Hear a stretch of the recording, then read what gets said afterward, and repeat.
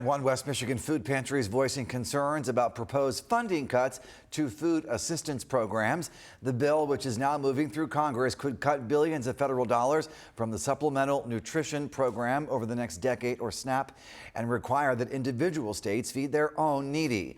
News Channel 3's Mackenzie Decker is joining us in studio tonight. And Mackenzie, the pantry that you spoke to today says this would be very bad timing for these cuts to take effect. Yeah, that's right, Andy. You know, funding cuts are never a good thing, but this is actually the busiest season for food pantries because of school getting out.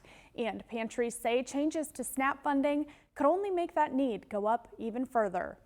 U.S. lawmakers proposing to cut more than $200 billion from the Supplemental Nutrition Assistance Program, or SNAP, over the next decade. When we're talking about losing things like SNAP, again, that's also going to drive up the need on an already now strained system, and so that's always going to impact what we do here. Jillian Bryant is a volunteer coordinator with Kalamazoo Loaves and Fishes, a nonprofit that serves more than 800 people every day. And that number is only expected to increase as the school year comes to a close. And that puts extra strain on families having to provide those extra grocery items and those extra meals like breakfast and lunch for each kid. And that can really cause a family to have to utilize our services even more. Loaves and Fishes say this is only the next thing to come in a list of changes. They're already experiencing cuts made by the USDA, losing about $300,000 worth of food.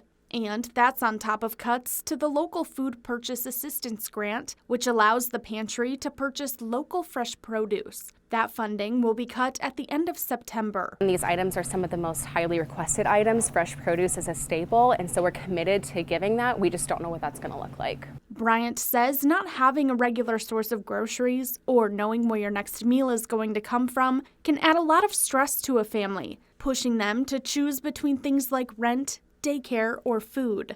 But Bryant is assuring the community that no matter what cuts come down, they'll continue serving them. I mean, it's our mission. We've been around for 43 years, so we've definitely weathered the storms. We've gone through different changes before. We've seen administration changes and policy changes, and we're just going to pivot.